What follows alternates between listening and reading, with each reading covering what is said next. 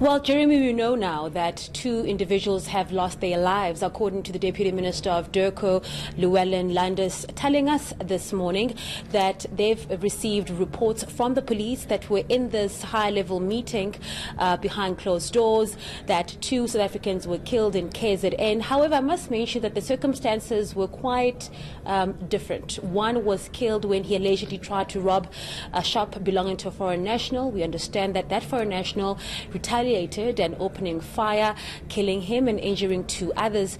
But just meters, if not kilometers away from that incident, we understand that another person was killed.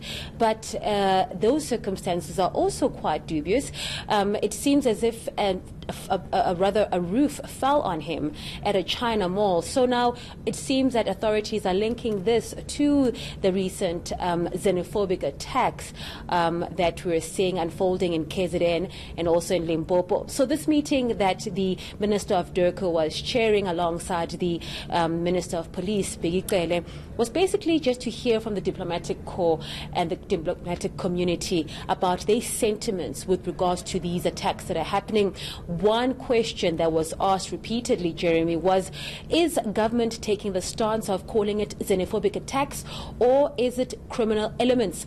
And the Minister of Durko, Lindiwe Sisulu, is just saying that, well, the President was quite clear in the statement that he sent out this morning that these are nothing but criminal elements, and Durko seems to be taking the same tune, but admitted that there are some diplomats inside those walls who seem to believe that these attacks are also taking a much xenophobic turn. So they were able to listen to the diplomats, some of them expressing their concerns about the fake news that has been peddled around these attacks, and just all of them really agreeing that there needs to be a solution that needs to be found as soon as possible. So a meeting then, Lirandzu, to garner sentiment from the diplomatic community. Too early to talk about any conclusion or solution, I imagine. I must say, we were sitting here as the media contingent quite confused as to what exactly are they announcing. And I mean this in the most earnest ways, Jeremy, because they seem to be talking about a plan, but there isn't a plan as yet. We understand that the police have asked the diplomatic community for more time to investigate what exactly is transpiring in the KZN area, as well as other places where it seems to be hotbeds of these attacks. We understand that there's going to be another meeting on Friday. This meeting is not only going to include the diplomatic community, but also we understand that the Minister of Home Affairs will also be present, as well as NGOs that are representing the diaspora who are also going to be involved. You also understand that religious leaders are going to be brought forward.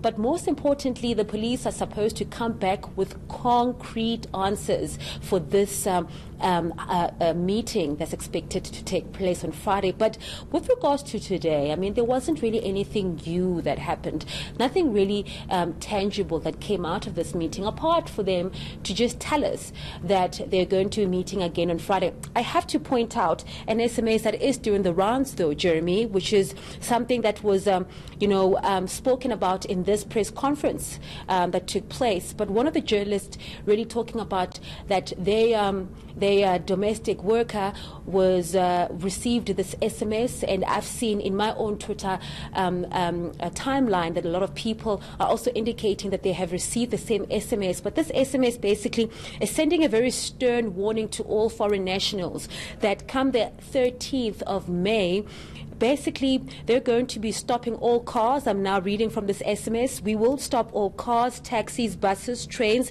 We're going to enter workplaces, contract sites, security sites, searching everyone. And anyone found without a South African ID will be dealt with mercilessly. I mean, it's these kind of threats that the Deputy Minister of Durko was asked about, Jeremy, and he was able to indicate that indeed this SMS is true. It was discussed in this closed meeting, but now it's really up to the SAPS to basically verify if these threats are anything for them to worry about, and we are only going to know this answer when the SAPS comes back again to Durko with more information. All right, Lirandzu Themba, thank you very much.